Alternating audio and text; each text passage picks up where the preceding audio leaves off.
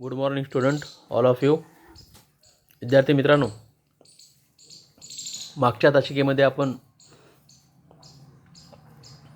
प्रकरण 4 पाहिलेलं होतं आणि ते आता पूर्ण झालेलं आहे. आज आपल्याला नवीन प्रकरणाला सुरुवात करायची आहे. प्रकरणाचं नाव आहे शैक्षणिक व्यवस्थापन आणि प्रशासन. यामध्ये कोणते कोणते घटक आपल्याला अभ्यासाचे ते आपण पाहूया. 5.1 व्यवस्थापनाची संकल्पना यामध्ये आपल्याला पाहायची आहे. त्यामध्ये व्यवस्थापन म्हणजे काय हे आपल्याला पाहायचं आहे आणि व्यवस्थापनाची मूलतत्वे आपल्याला पाहिजेत. 5.2 आहे शैक्षणिक व्यवस्थापन. त्यामध्ये शैक्षणिक व्यवस्थापनाचा अर्थ आणि स्वरूप आपल्याला पाहायचं आहे. त्याचबरोबर शैक्षणिक व्यवस्थापनाची उद्दिष्टे आपल्याला पाहिजेत आणि शैक्षणिक व्यवस्थापनाची गरज आणि महत्त्व आपल्याला दिलेले आहे व शैक्षणिक व्यवस्थापनाची कार्य या पॉईंट्समध्ये आपल्याला अभ्यासाला दिलेले आहेत. ते आपल्याला पाहायचं आहे शैक्षणिक व्यवस्थापनामध्ये. 5.3 आहे शैक्षणिक प्रशासन.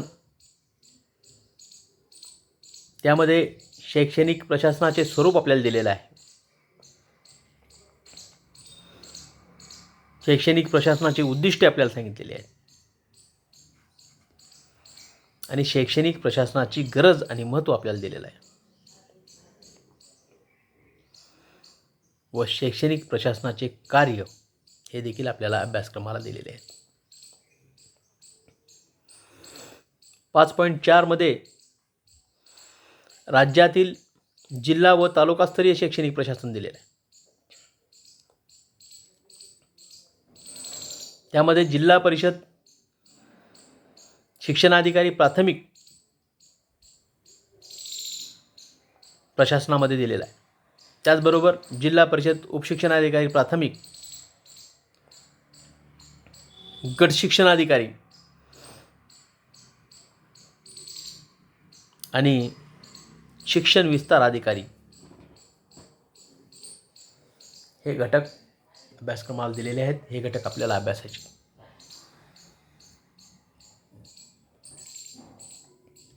शैक्षणिक व्यवस्थापन. व्यवस्थापन ही एक व्यापक संकल्पना आहे. व्यवस्थापनात उद्दिष्टे ठरवून योजना बनवण्याचे कार्य केले जाते. व्यवस्थापनाचा इतिहास प्राचीन असला तरी 20व्या शतकामध्ये शास्त्रशुद्ध व्यवस्थापनाचा विचार सुरू झाला. व्यवस्थापन प्रभावी होण्यासाठी नियोजन महत्त्वाचं असतं.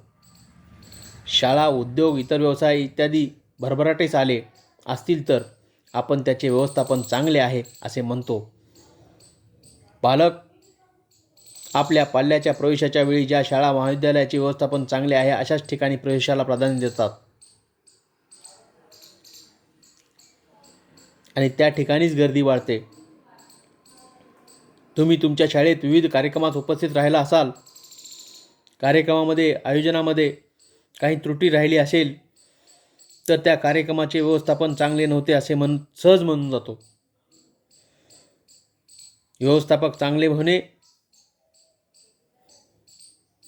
व्यवस्थापन चांगले होणे म्हणजे उद्दिष्टांची पूर्ती होणे होय. विद्यार्थी मित्रांनो, एखाद्या व्यवसायामध्ये त्या व्यवसायाची प्रगती हे त्या व्यवसायाच्या व्यवस्थापनावर अवलंबून असते हे आपल्याला लक्षात येतं. मग तो कुठलाही व्यवसाय असेल, उद्योग असेल, शाळा असेल, मंगल कार्यालय असेल, कुठलाही व्यवसाय असेल, कारखाना असेल, शुगर फॅक्टरी असेल, कुठलाही व्यवसाय, हा व्यवसाय त्या व्यवसायाचं यश त्या व्यवसायाच्या व्यवस्थापनावर. ज्या व्यवसायाचं व्यवस्थापन उत्कृष्ट असतं, म्हणजे चांगलं असतं, तो व्यवसाय भरभराटीत जातो, यश संपादन करतो, हे आपल्याला सांगता येतं. म्हणजे व्यवसायाचं यश त्या व्यवसायाच्या व्यवस्थापनावर अवलंबून असतं. एवढी महत्त्वाची भूमिका व्यवसायामध्ये व्यवस्थापनाची आहे. यावरून व्यवसायामध्ये व्यवस्थापन किती महत्त्वाचं आहे किंवा व्यवस्थापन संकल्पना ही किती आवश्यक आणि महत्त्वपूर्ण आहे हे लक्षात येतं. यामध्ये सांगितलेलं आहे, तुम्ही सांगा पाहू म्हणून तुम्हाला विचारलेलं आहे.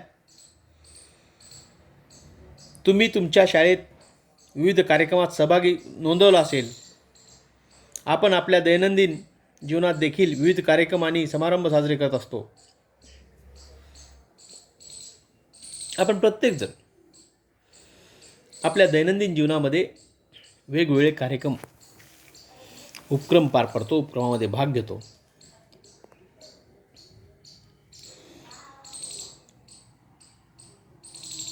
वेगवेगळे समारंभ करतो. यामध्ये एखादा कार्यक्रम व्यवस्थितरित्या पार पाडण्यासाठी कोणकोणत्या बाबींची आवश्यकता असते हे आपल्याला विचारलेलं आहे. त्यामध्ये सर्वात महत्त्वाचं आहे मनुष्यबळाची आणि मॅनेजमेंटची व्यवस्था. त्या मनुष्यबळाचा वापर कसा करायचा हे देखील मॅनेजमेंटवर अवलंबून आहे. दुसरा प्रश्न विचारलेला आहे, एखाद्या कार्यक्रमाचे नियोजन कसे केले जाते. तुम्हाला विचारलेलं आहे. कुठलाही कार्यक्रम घ्यायचा असेल त्याची पूर्वतयारी असणं गरजेचं आहे. त्याची प्लॅनिंग होणं गरजेचं आहे. तर तो कार्यक्रम यशस्वी होतो. कार्यक्रमाचं नियोजन करताना कोणकोणते घटक त्यात सहभागी असतात.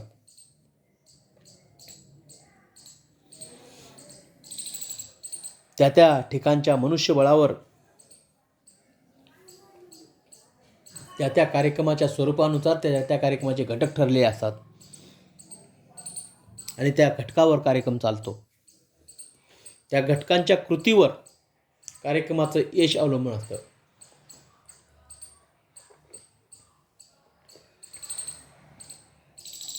हे आपल्याला सांगता येईल. यामध्ये दिलेलं व्यवस्थापन म्हणजे काय. व्यवस्थापनामध्ये अनेक व्यक्ती एकत्र येऊन काम करीत असतात. व्यवस्थापनाची संकल्पना अधिक स्पष्ट होण्यासाठी काही तज्ज्ञांच्या व्याख्या आपल्याला पाहणं गरजेचं आहे. त्यामध्ये पीटर ड्रकर या पाश्चात्य विचारवंतांनी व्याख्या सांगितलेली आहे. ती व्याख्या आपण पाहूया. ती काय म्हणतात पहा. व्यवस्थापन हे एक बहुउद्देशीय साधन असून त्या अन्वये एखादा व्यवसाय, व्यवस्थापक, कामगार आणि कामाचे व्यवस्थापन केले जाते. म्हणजे व्यवस्थापन ही एक बहुउद्देशीय साधन आहे. अनेक गोष्टीमध्ये ते गरजेचं आहे. आणि मग एखाद्या व्यवसायामध्ये जर व्यवस्थापन करायचं असेल तर त्यामधला व्यवस्थापक आणि त्यातले कामगार आणि त्या कामगारांनी केलेल्या कामाचं व्यवस्थापन हे त्यामध्ये महत्त्वपूर्ण असतं. असं पीटर ड्रकर यांच्या व्याख्येचा व्यवस्थापनाचा अर्थ आहे. व्यवस्थापक चांगला असला पाहिजे, कामगार चांगले असले पाहिजे आणि व्यवस्थापक आणि कामगारांच्या साह्यानं होणारं जे काम आहे ते उत्कृष्ट असलं पाहिजे.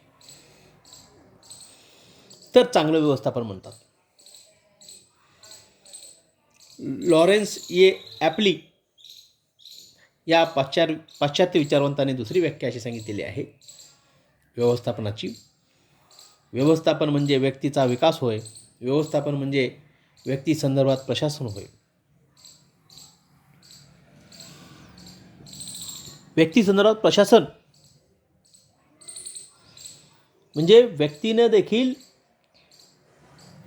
नियोजनबद्ध कार्य करणं गरजेचं आहे यशस्वी व्यवस्थापनासाठी.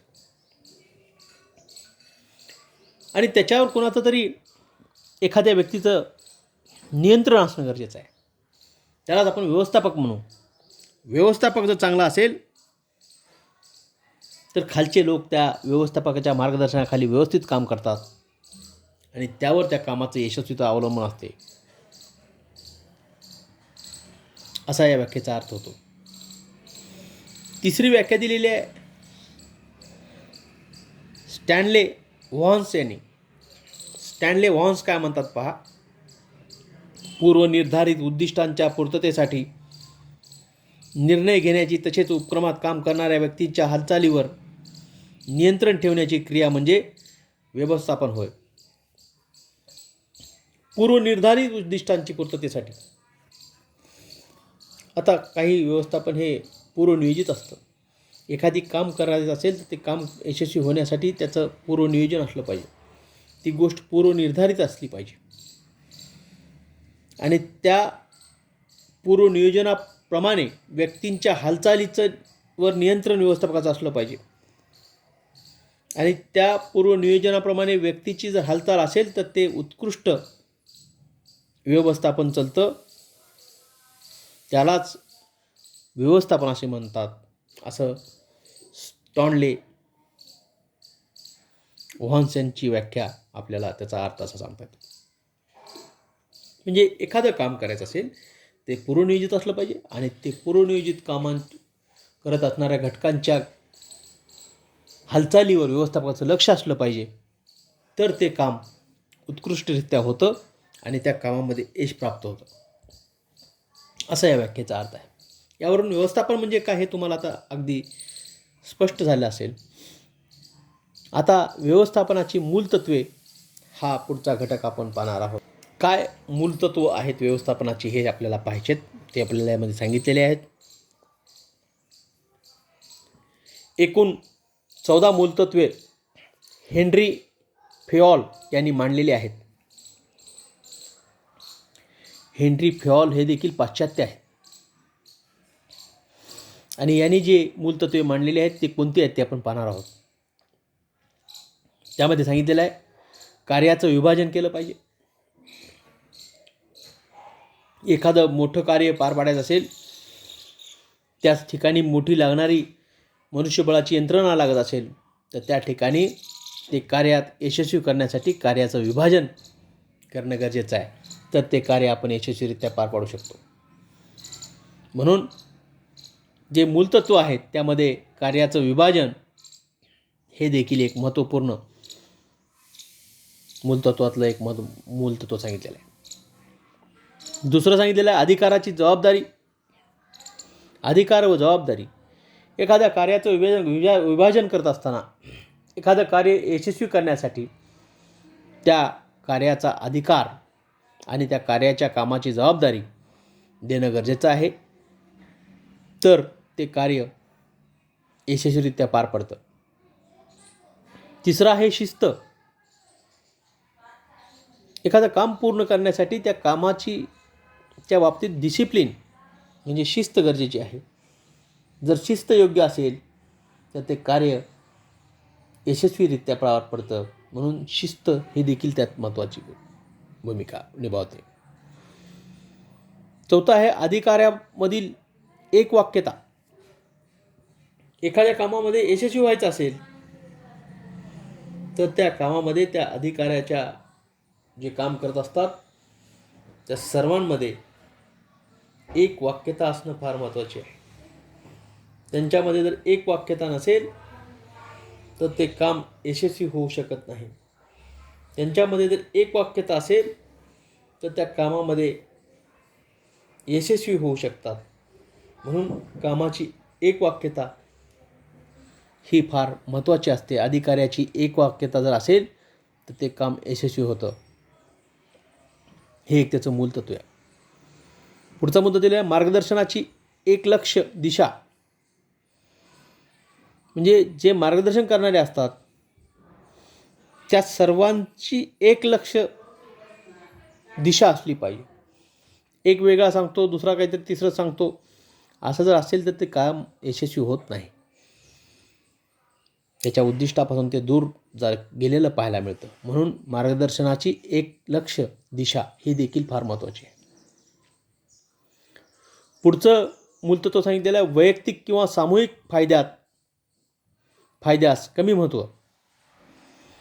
एखादं काम यशस्वी करायचं असेल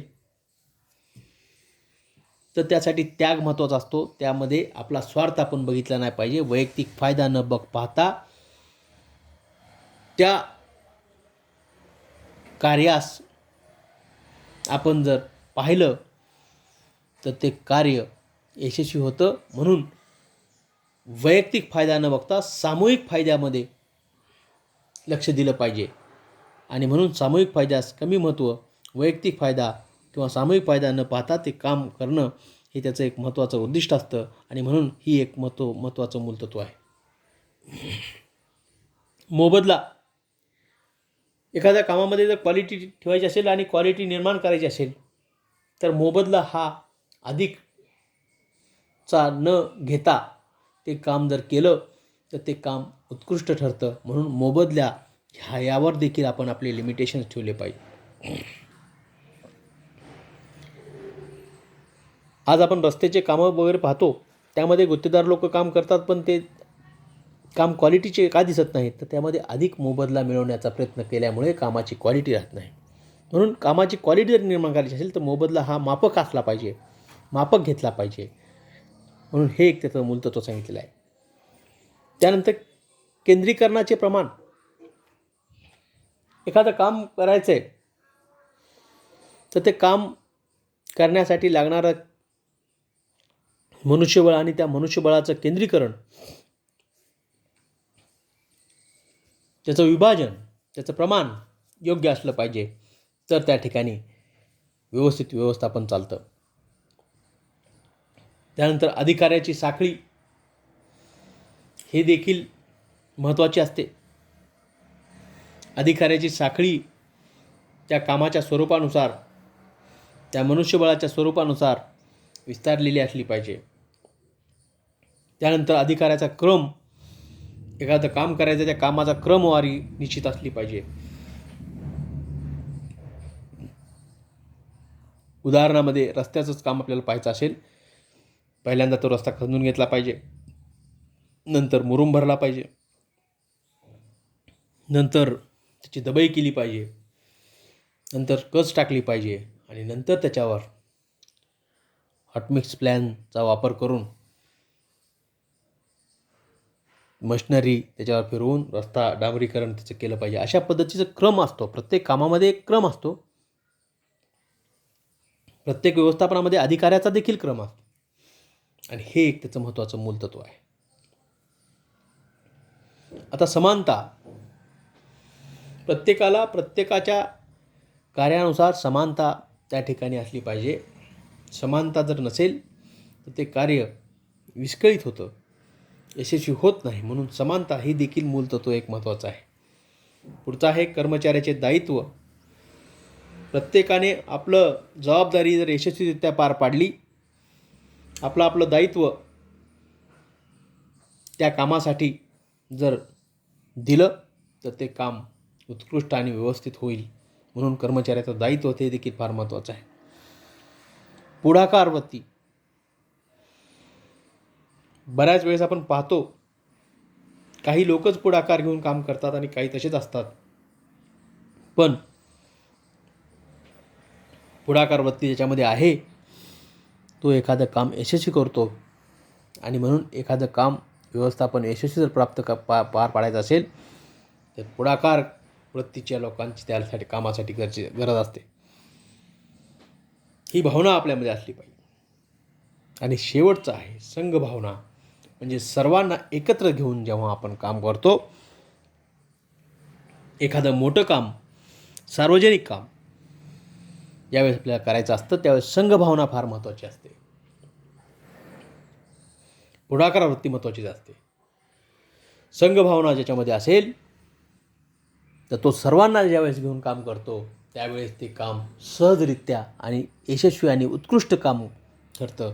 म्हणून संघभावना हे देखील व्यवस्थापनामध्ये मधील मूलतत्वामधलं एक महत्त्वाचं मूलतत्व आहे.